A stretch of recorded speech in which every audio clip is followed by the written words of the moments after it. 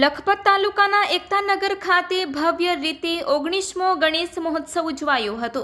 આ મહોત્સવનું આયોજન એકતાનગર વેપારીઓ તથા ફ્રેન્ડ ગ્રુપ દ્વારા ત્રિદિવસીય કાર્યક્રમ રૂપે કરવામાં આવ્યું હતું।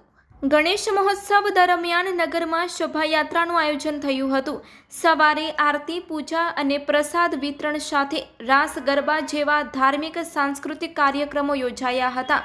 મૂર્તિ વિસર્જનનો કાર્યક્રમ સાંજે કોટેશ્વર ખાતે યોજાયો હતો। મહિલા મંડળ એકતાનગર દ્વારા અન્નકૂટ પ્રસાદનું આયોજન કરવામાં આવ્યું હતું।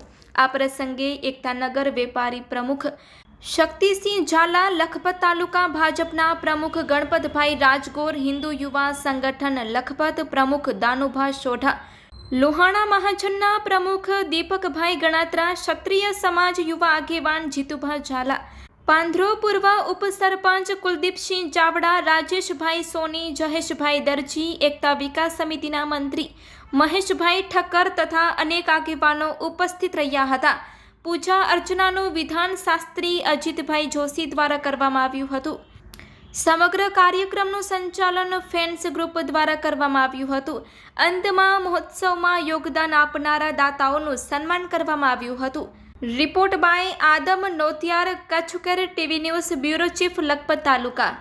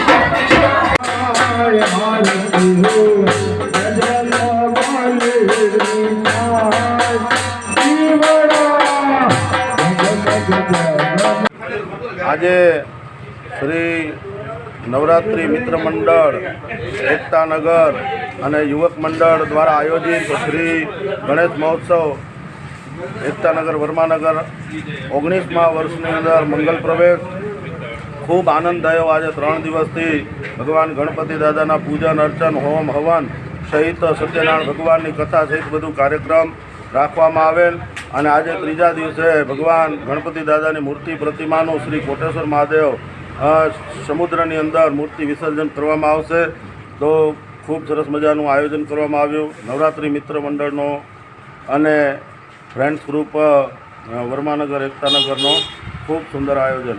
જય ગણેશ બાપા મોરિયા, ગણપતિ બાપા મોરિયા।